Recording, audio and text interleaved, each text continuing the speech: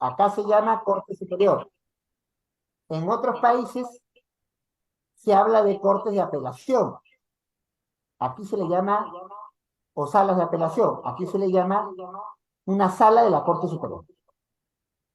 Esa sala ratifica el pronunciamiento del juez de Ica. En Ica le dicen el pedido de el entorno de Fujimori no va. Ya la Corte Interamericana ha dicho que mientras no se cumpla con los requisitos de acreditar que se tiene una enfermedad terminal,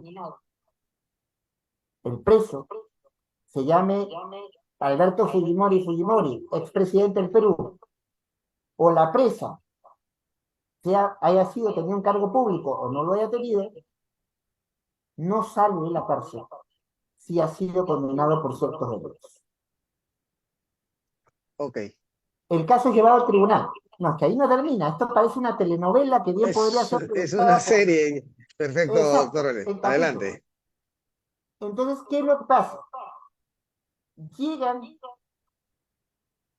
a pedir lo que se llama una aclaración de lo resuelto en el Poder Judicial. Y lo que hace el tribunal, lo que es una aclaración, ya no es un pronunciamiento sobre el fondo, sino si se han cumplido con cuestiones formales y se entiende el pronunciamiento, o se está entendiendo correspondientemente el pronunciamiento. En realidad, como aclaración, esto es medio discutible, porque lo que están diciéndose es, oye, ¿en realidad le han denegado el indulto? Por lo cual estamos yendo en realidad al fondo de la controversia. Si ha sido bien indultado o no ha sido bien indultado. Pero bueno, entonces, lo primero que dice el tribunal es, no hay nada que aclarar. El asunto está suficientemente claro. Eso es lo que dice el papel. Hay un magistrado que ha fallecido, normalmente se llega al tribunal con una cierta edad, también me tocó llegar, dicen algunos que el más joven en la historia del tribunal, y claro, pasan unos años y hay magistrados que mueren. En este momento el tribunal tiene 6 de sus 7 quienes lo configuran y no se pone de acuerdo todavía el Congreso, que es en el Perú quien nombra a los magistrados del Tribunal Constitucional. Ya han nombrado a los actuales magistrados del tribunal. Dato importante a tener presente. ¿Qué es lo que pasa? Una vez emitida esta, comillas, aclaración, y dice, no hay que aclarar, pero ese texto que tiene, nosotros no tenemos por qué ceñirnos a lo que dice la Corte Interamericana. Por eso digo, el problema no es nuevo. Ya hay varios países, e incluso alguna norma vigente en el Perú desde el año 2022, que permitiría formalmente al juez o a cualquier juez, en caso de duda de qué protege más a los derechos, si un pronunciamiento en base a la normativa interna, un pronunciamiento en base a la normativa que se llama en el derecho convencional, la normativa dictada de fuera del país para la protección de derechos en este caso, el juez podría o la jueza podría escoger. Eso no es aceptado a nivel convencional. Si yo me comprometí, hay el principio que llamamos los abogados de la competencia a la competencia. Es un principio que formularon los alemanes, por eso se conoce muchas veces con el nombre de competence competence, ya que este programa se ve también en Alemania. Entonces, para que los alemanes no digan que los peruanos no estamos inventando algo nuevo. Esto existe en todas partes. Ok. ¿Qué es lo que ocurre? El Tribunal Constitucional, en los hechos, diciendo que no hay nada que aclarar, sí estaba pronunciándose. Sí estaba diciendo que no había que hacerle caso a la Corte. Y como esto podía entenderse como que nos estábamos dejando de lado el pronunciamiento de la Corte y volviendo al pronunciamiento con una mayoría muy discutida y dividida del Tribunal Constitucional, no se decía, pero algunos comenzaron a entender eso. Es más, 3 de los actuales magistrados del tribunal salieron a declarar que eso es lo que habían querido decir. No hay que hacerle caso a la Corte. Nuestro tribunal ya decidió y no importa lo que haya dicho la Corte. Fujimori tiene que salir. Pero, hablando en estrictamente términos jurídicos, hay 2 errores muy graves, con todo respeto, porque me merecen mucho respeto los que nos han reemplazado en el cargo. Pero hay 2 errores muy graves. El primero está ojo vista. Si yo he aceptado la competencia, he aceptado que sobre un tema, el que tiene la última palabra es la Corte Interamericana, y la Corte Interamericana me ha corregido la plana, pues podrá no gustarme, pero yo no puedo desconocer lo que ha dicho la Corte Interamericana. Doctor Eloy Espinosa, una pregunta. ¿Qué pasa si Perú oficialmente desconoce la autoridad de la Corte Interamericana de Derechos Humanos? A eso voy a ir, querido Jorge, si me permites contestar el segundo error que se ha cometido. Perfecto. El segundo error es ya a partir de la entrada de vigencia, el segundo error se dará porque a partir de la vigencia del 2022 del llamado nuevo Código Procesal Constitucional, porque así lo llaman el Congreso, que hace esta norma, el Congreso es entonces el que crea la situación que después hace que la decisión que le conviene al Congreso, a la mayoría del Congreso, donde la fuerza más organizada es Fuerza Popular, y aquí no estoy haciendo juicio de valor político, estoy constatando la realidad. En el partido, en el Congreso se divide muy fácil, pero el partido, digamos, más organizado en el Congreso, el que no se le va en la gente o se le va muy poca la gente, es Fuerza Popular. Fuerza Popular es el partido dirigido en este momento por la hija de Alberto Fujimori, con que ha tenido relaciones complicadas en el pasado, pero que en este momento ese partido opta con toda claridad, no lo hizo en el pasado, porque se indulte a Alberto Fujimori y que salga de la casa. Pero el mismo Congreso es el que dicta un código donde se dice pautas nuevas, pautas distintas para la ejecución de una sentencia en un proceso de habeas corpus. Cuando hablamos de ejecución, ¿qué hablamos? Del cumplimiento de una sentencia. ¿Qué había antes? ¿Cuál era la norma procesal anterior? La norma procesal anterior era decir, el Tribunal Constitucional no ejecuta, no hace cumplir sus propias sentencias de habeas corpus. Las remite al juez o jueza que se pronunció primero en el caso. Entonces, por eso es que el tribunal, siguiendo la pauta anterior, manda el caso al juez, el juez de Ica, que inicialmente conoció. Dijo que no se podía hacer liberar a Fujimori si no se cumplían las pautas de la Corte Interamericana. Pero la norma ya cambió y las normas procesales son de aplicación inmediata. A los acontecimientos actuales se le aplica la norma que actualmente está vigente. No, es que el hecho ocurrió, la sentencia fue en 2022, pero meses después se dicta el Código Procesal Constitucional, el autodenominado nuevo Código Procesal Constitucional, y cambió la norma procesal.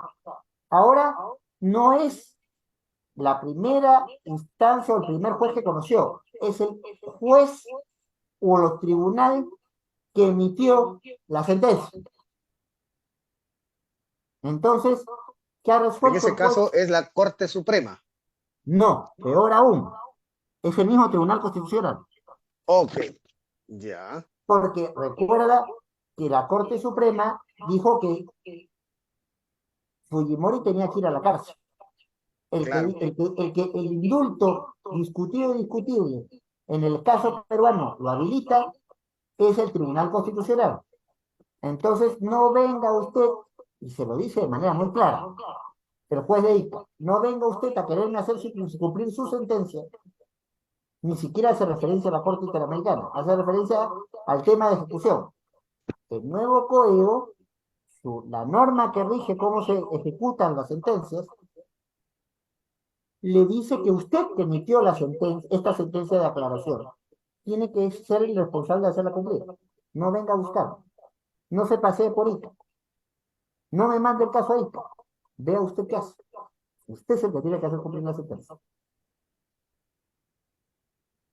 No sabemos, entonces, si el tribunal, existiendo una norma expresa que le dice, tú aplicas, tú ejecutas tu propia sentencia, va a insistir con el razonamiento hoy jurídicamente equivocado, y si insiste, sería ir en trompo con lo resuelto contra la Corte Interamericana. Así de complicada es la cosa. Ok, De pronóstico reservado. de Ahora sí pronóstico. contesto tu pregunta. Perfecto. ¿Qué es lo que pasa, Jorge, amigas, amigos que nos están viendo? Porque sé que esto es una transmisión a nivel mundial. ¿Qué es lo que ocurre? En principio, en el derecho internacional de los derechos humanos, que es lo que se aplica en esta situación en concreto, lo resuelto por una corte como esta, llamada supranacional, o sea, por encima de los estados, porque los estados se lo han permitido, lo resuelto por una corte de estas, debiera ser producto de consensos mínimos, pero si no se llega al consenso mínimo, hay que cumplir en todos sus términos con la sentencia de este tribunal que ya escapa al control de la norma interna. La única manera de no cumplir no existe, porque para no cumplir la sentencia tendríamos que iniciar el procedimiento de apartarnos de la Corte, y ese procedimiento, ¿el Perú se puede apartar de la Corte Interamericana? Sí, pero ese apartamiento no puede hacerse como se quiera, tiene que seguirse un procedimiento. Y una vez que se sigue el procedimiento, recién un año después de que se aprobó el apartamiento, es que para los casos que vengan un año después de aprobar el apartamiento, es que ya no nos obliga lo de la Corte. El Perú, en la época de Fujimori, por un caso vinculado con 3 ciudadanos chilenos que estaban metidos en la actividad subversiva,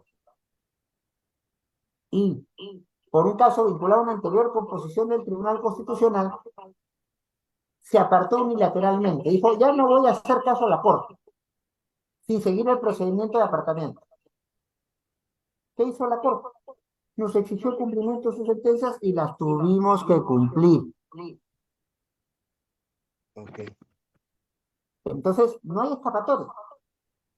Si ya la Corte ha dicho que es nulo el pronunciamiento, aun el Tribunal Constitucional le han devuelto el tema a resolver, aun cuando el Tribunal Constitucional diga, para mí Fujimori debe salir en tanto y en cuarto, ya la Corte Interamericana ha dicho que Fujimori no sabe si no cumple con los requisitos del indulto humanitario, si no acredita que está muy grave, a punto de morirse, o que es irreversible, que se nos muere. Ojo, no estoy hablando de la cosa lógica, todos nos vamos a morir. Digamos que fuera una enfermedad irreversible, por ejemplo. Esa es precisamente la idea que digo Jorge, y eso tiene que acreditarse. No basta con ser una enfermedad grave. Si ustedes me ven, en este momento, yo estoy con concentrador de oxígeno, y si se diera un poco más, verían que estoy con una silla de ruedas. Yo fui candidato a trasplante al pulmón.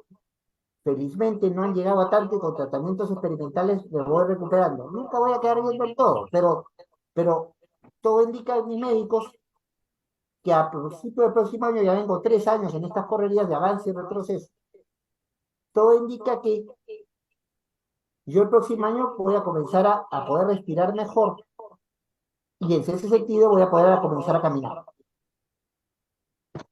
Entonces, la Bien, mía es una enfermedad, sí, pero si yo estuviera en la cárcel, me dejan en la cárcel, porque no claro, me voy a morir de esto, en principio. Tiene que ser una enfermedad donde ya no haya vuelta, que es cuestión de que el proceso siga y la persona no tiene otra manera. Como dices tú, muy bien, una enfermedad irreversible. Me voy porque me voy y me voy por eso. claro. Mientras una junta médica no acredite eso, no estoy en condiciones de recibir el indulto humanitario, me tengo que quedar en la cárcel. Eso es lo que pide la Corte. La Corte no se opone a que Fujimori pueda salir libre. La Corte no se opone a que, habiendo sido condenado, tomando en cuenta su grave e irreversible estado de salud, pueda salir, pero tiene que ser un estado grave e irreversible de salud. Perfecto. Mientras no Diga, acredite eso, la Corte le va a responder al Tribunal Constitucional, a cualquier entidad peruana y a cualquier entidad del mundo, le va a responder, Fujimori no sale. muy bien. Parece notarse de que el estado de salud del expresidente Fujimori es estable, o sea, lo están monitoreando permanentemente y le están indicando de que su estado de salud no es un estado desfavorable para nada. Entonces, por ahí no habría ninguna dificultad. Por el lado del desconocimiento de la Corte Interamericana, también hay un procedimiento que tiene una cierta longitud de tiempo para cumplirse. Pero en Ujú. los casos, doctor Eloy Espinosa, como que nos comentaba el caso de Venezuela, que sí ha seguido el procedimiento, ¿cuál es la repercusión que tiene todo ello en el ámbito internacional? Salirse de Hay una dos corte repercusiones supranacional. importantes a notar. La primera es que sí, es posible que para un país que se ha apartado siguiendo el procedimiento, ya la Corte no pueda decir nada y si algo dice, en tanto y en cuanto el Estado, en este caso Venezuela, ya no acepta que la Corte le diga cómo tiene que actuar de acuerdo a un tratado, la Corte puede opinar lo que quiera. Pero, segundo efecto, eso según el procedimiento previsto, solamente rige a partir del año de haber seguido el procedimiento de apartamiento. Con lo cual, si el Perú quisiera seguir el procedimiento de apartamiento de la Corte, termina el procedimiento, pues estamos casi a fines, estamos en diciembre del 2023. Asumamos que la Corte va rápido, entonces, más que la Corte, la Organización de Estados Americanos va rápido, y el 2024 ya el Perú está apartado, tendrían que ser pronunciamientos no emitidos en el 2023, como esto.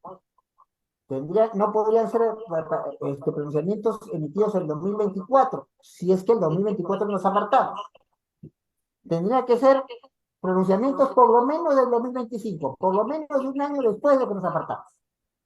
Ok, Con lo ya cual, está claro. esto se cumple. Le guste o no a una autoridad de Estado peruana, la única manera jurídicamente prevista para que se pueda darle la libertad a Fujimori, que no quiere siga a absolverlo los cargos, porque ella fue condenada, es que no siga en la cárcel, porque se le da el indulto. El delito queda, pero la cárcel se libra.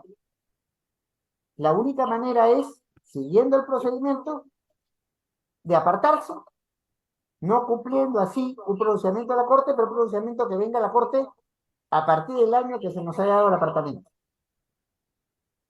Ok, pero el No hay escapatoria. apartamiento, Ahora, ¿qué pasa si el Estado peruano, porque sé que es la pregunta que viene, sí, unilateralmente no quiere cumplir? exacto. Bueno, nos convertimos en un par internacional. Claro, eso. En realidad, eso lo hacen los países en los cuales se prevería una violación de los derechos, sistemática de los derechos humanos y de Lo que pasa violaciones. es que nos pondría en una lista muy incómoda. No hay una sanción específica, pero porque no está, está previsto que, por ejemplo, el Estado peruano tenga que pagar una cantidad de plata como indemnización por no cumplir la sentencia de la Corte Interamericana. No está previsto. Pero ¿qué ocurre? La Corte, y a través de la organización llamada Organización de Estados Americanos, a la cual pertenece el Perú, y pertenecen prácticamente todos los países de América Latina, salvo, y los países, incluso Canadá, Estados Unidos. El único país que no está dentro de la OEA, de la Organización de Estados Americanos, es Cuba. Los otros están. Habría una insistencia internacional porque cumplamos. Y hay una obligación, en el derecho se dice pacta sunt servanda, los pactos están para cumplirse. No podemos entendernos el pacto si no seguimos el procedimiento y el plazo previsto para hacerlo. Entonces, si nos salimos del libreto es como que no cumple un contrato. El que no cumple un contrato, alguna repercusión tiene. Usted va a querer contratar, querido Jorge, queridos amigos y amigas que nos ven, con alguien que no cumple con sus contratos. Claro, Nadie va a querer exactamente. contratar con usted. Es el Entonces, mismo caso cuando no se cumplen con los compromisos financieros. apliquemos esa lógica porque es una lógica similar. Si yo no cumplo con el compromiso financiero, de repente no me puede presentar una pedido de indemnización. Pero alguien va a querer contratar conmigo, va a creer que tiene condiciones seguras para contratar. Eso invita al aislamiento internacional, de todas maneras, doctor Eloy Espinosa, ¿no? Ese es el riesgo. Y es un tremendo riesgo. Tremendo riesgo, sobre todo en esta coyuntura, donde el país ya no está creciendo, está decreciendo. Este año tenemos recesión. ¿Qué quiere decir esto? La economía no crece, sino más bien se retrae, se contrae. Hay menos posibilidad de gastar.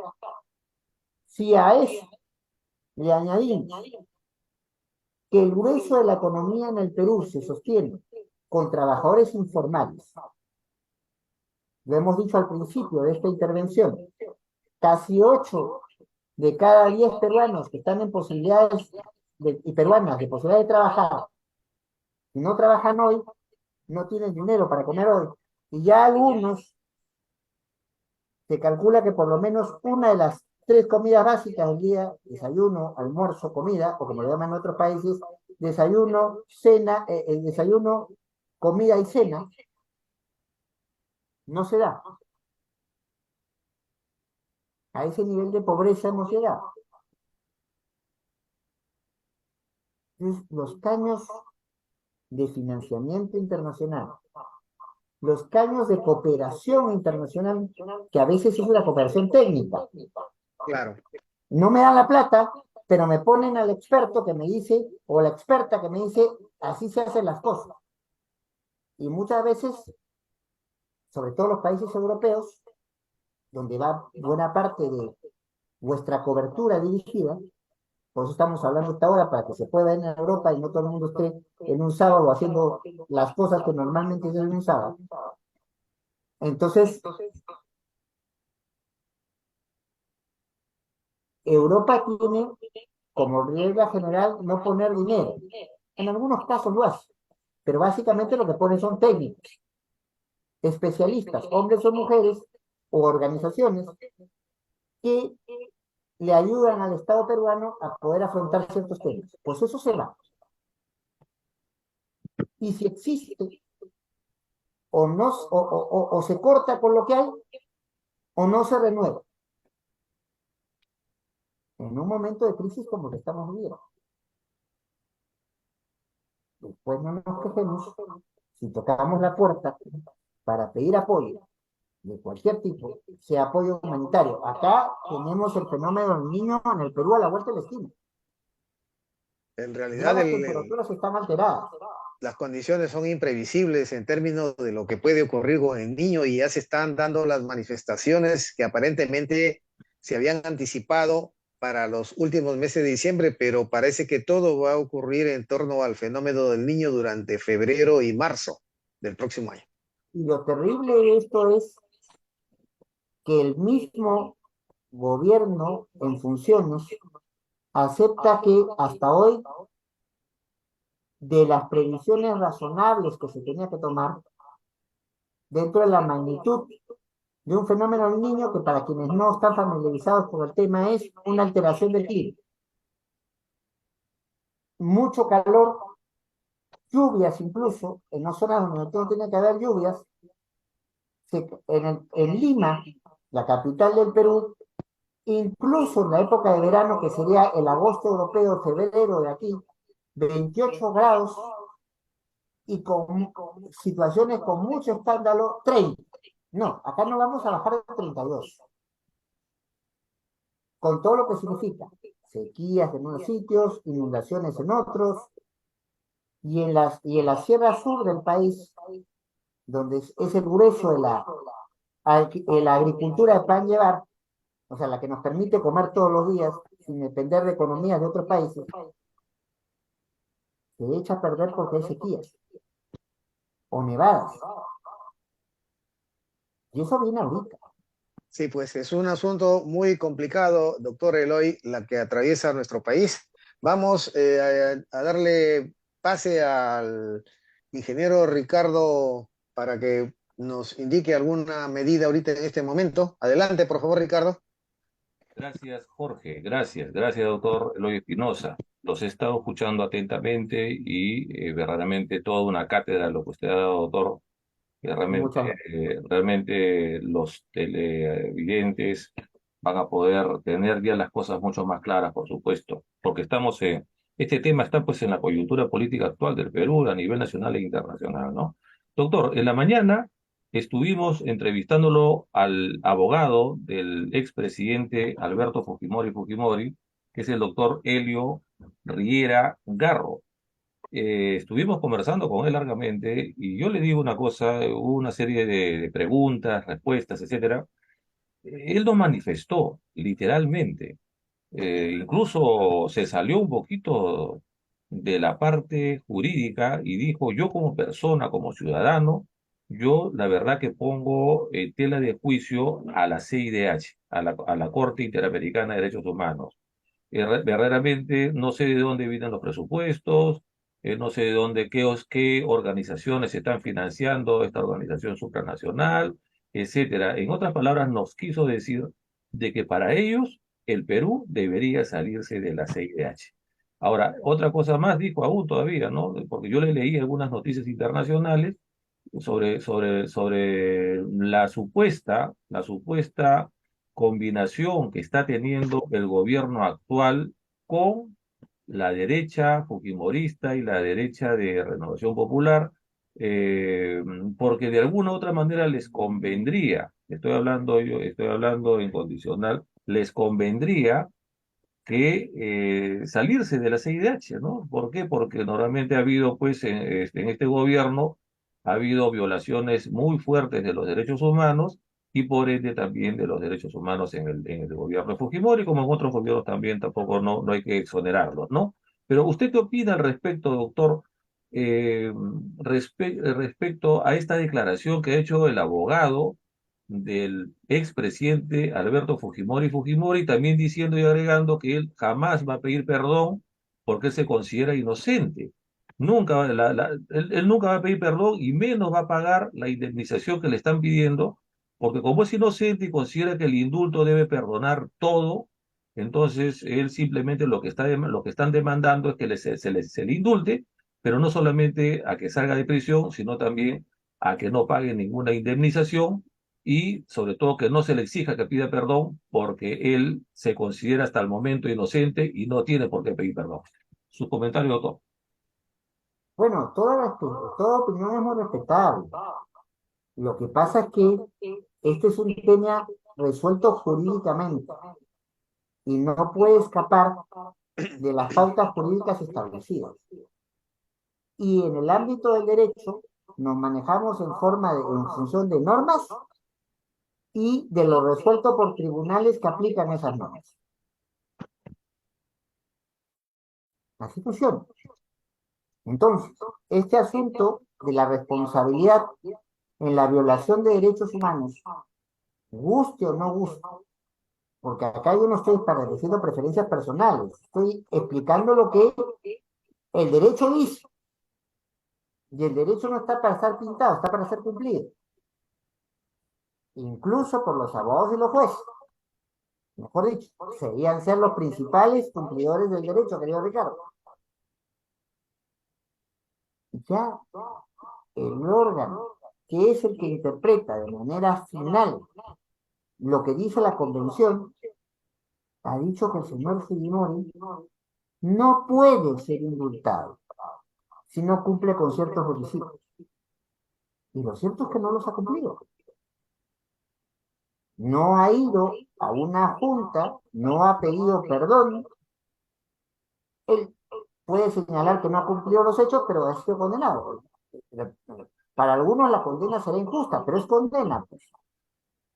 Tú puedes creer que no has cometido un delito, pero si te han condenado, ¿vas preso o no vas preso? Si la condena es de tal magnitud, vas preso. Que es injusto, que a mí no deberían condenar. Pero lamentablemente, como en todo, alguien tiene que tener la última palabra. Alguien tiene que tener la competencia final. Alguien tiene que tener la competencia de cierre.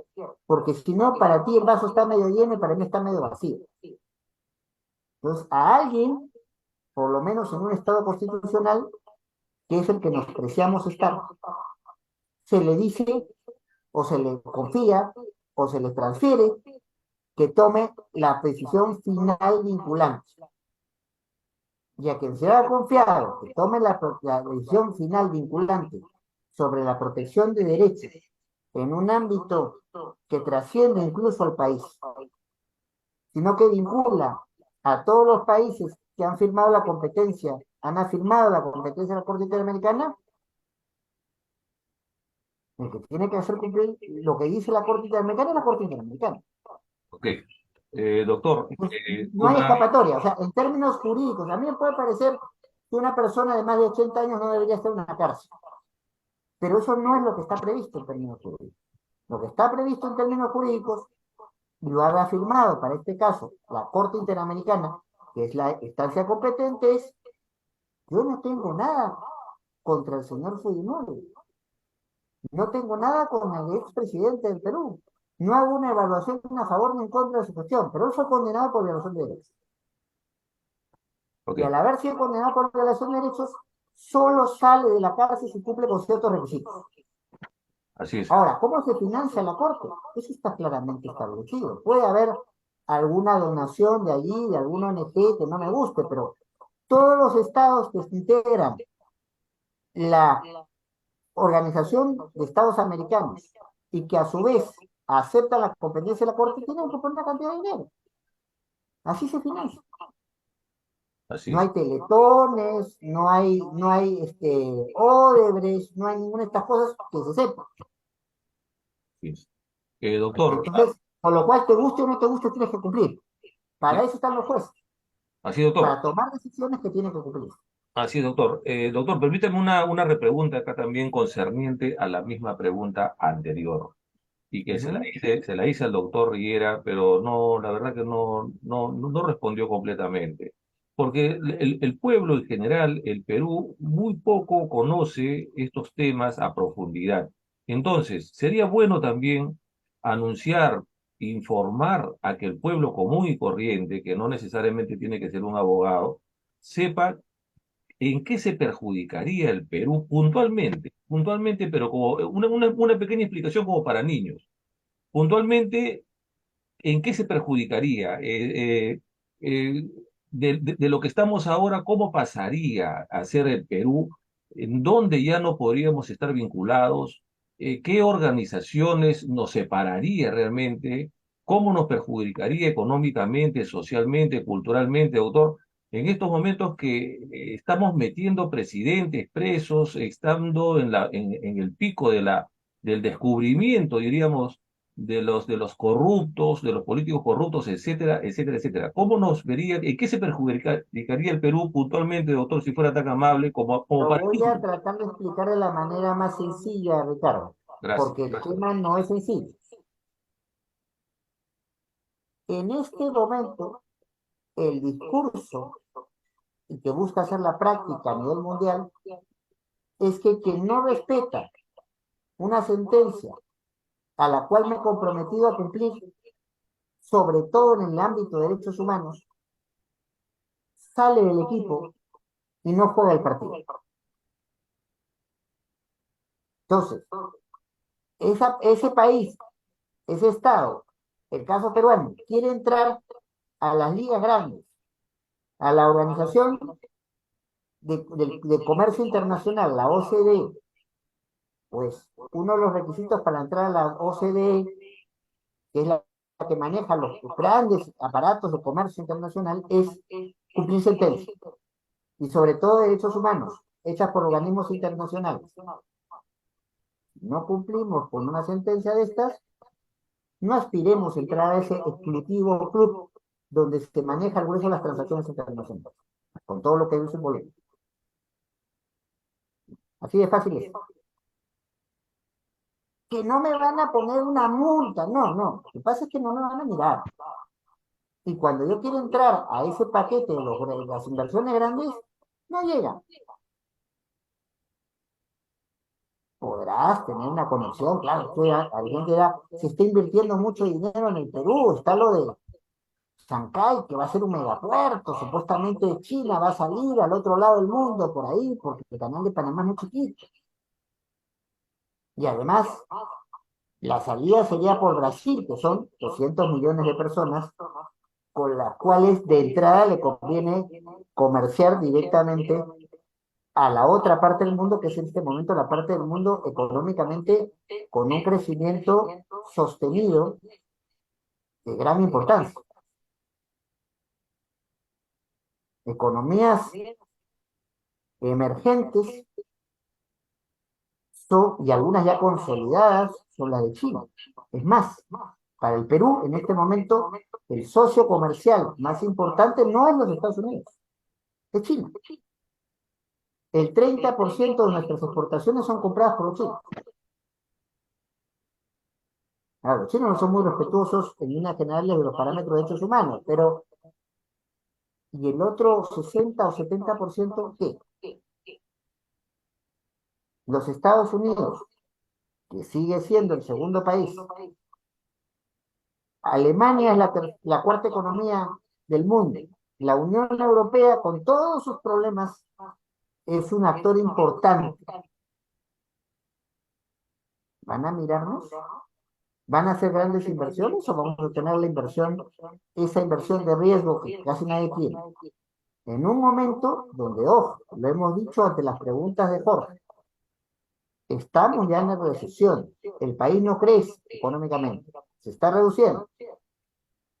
8 o casi 8 de cada 10 personas que pueden trabajar tienen el trabajo día a día, dejan de trabajar y no tienen para comer. Es más, ya no pueden sostener las comidas del día. Tenemos a la vuelta de la esquina un fenómeno de niño global, alteración de clima de carácter moderado, no leve, como hemos tenido otras veces, moderado.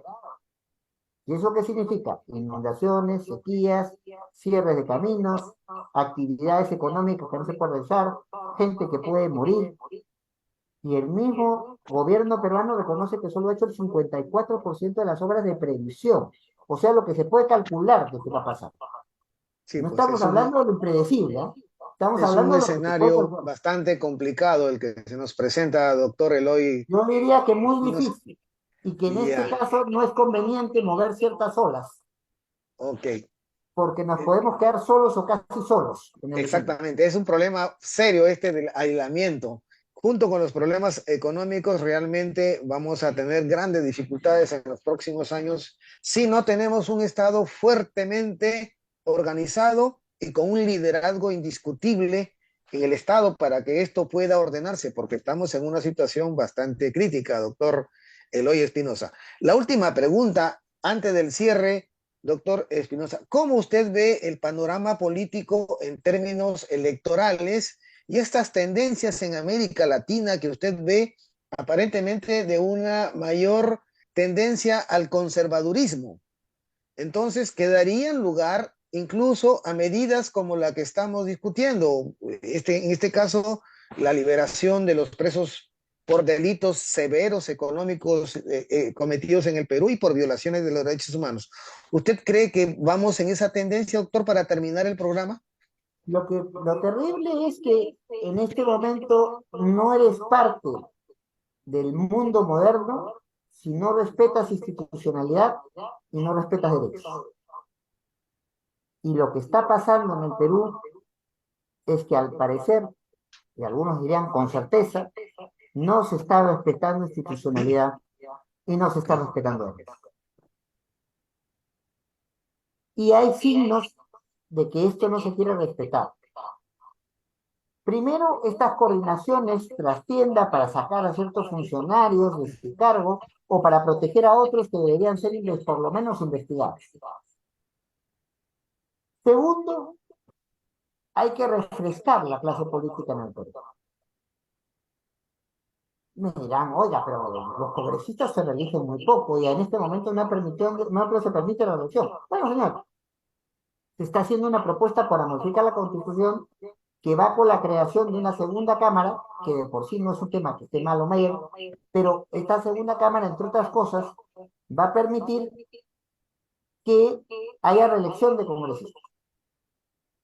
Va a permitir que haya un Senado básicamente compuesto por lo que llamamos los abogados un distrito electoral único. O sea, se elige no por Arequipa, no por Trujillo, no por ciudades importantes del país, sino por la zona más poblada.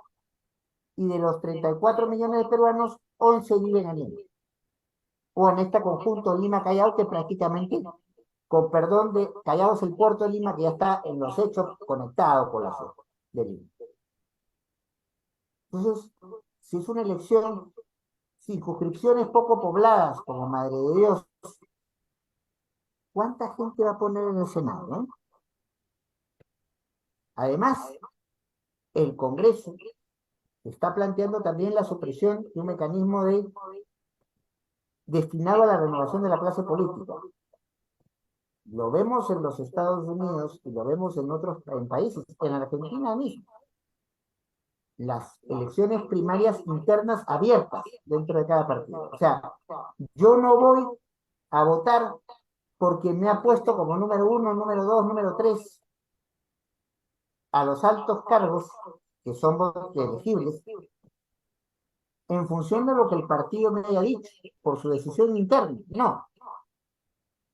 El ciudadano que siente simpatía por un partido político o la ciudadana que tiene simpatía puede ir a esas elecciones y con eso puede cambiar la estructura interna del partido.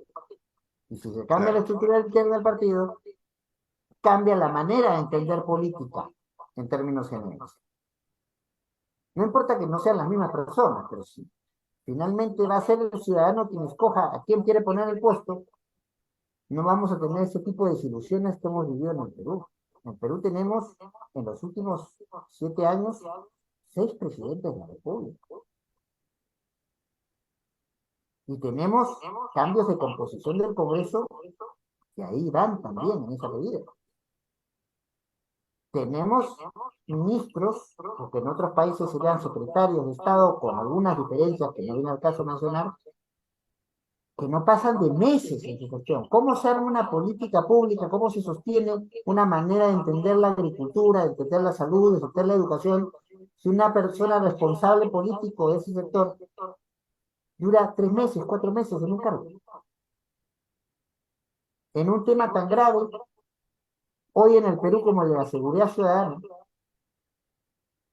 ya no es el Perú país tranquilo. Lima es considerada la ciudad número 19 entre las más inseguras de toda América Latina.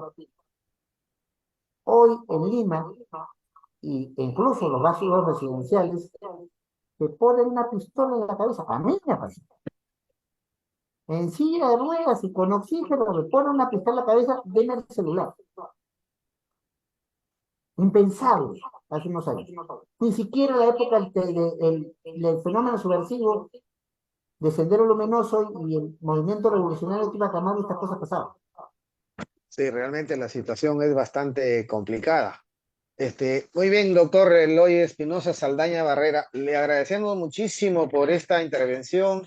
Estamos finalizando el programa y le agradecemos mucho por sus valiosas palabras, intervenciones, explicaciones acerca de la situación política y de las condiciones en las cuales la clase política al mismo tiempo está avanzando en tomar medidas para poder decidir el futuro de nuestro país en términos de que realmente necesitamos un mayor fortalecimiento de nuestra democracia. Yo soy el agradecido por esta oportunidad de poder hablar con ustedes y que a la vez transmitir información que creo que es valiosa a diferente gente que no necesariamente es peruana en todas partes del mundo. Muchas gracias, doctor Eloy Espinosa. Le deseamos mucha suerte, mucho éxito y que recupere la salud prontamente. Es un deseo ferviente de sus amigos y realmente lo invitaremos en otra oportunidad. Agradecemos también al público en general, a nombre de Universal TV Digital. Nosotros, como usted habrá notado, tenemos una posición relativamente imparcial y queremos invitar a los profesionales de distintas tiendas políticas para Como que nos tiene que ser. indiquen sus posiciones, sus propuestas y realmente en el anhelo de lograr una mejora de la estabilidad económica, social y política en nuestro país. Agradecemos mucho y ya tendremos la oportunidad de invitarlo en otra oportunidad. Muchas gracias, doctor Eloy Espinosa. Mucha suerte. Muchas gracias a ustedes y a disposición de ustedes siempre. Hasta luego. Nos vemos entonces. Adelante, Ricardo.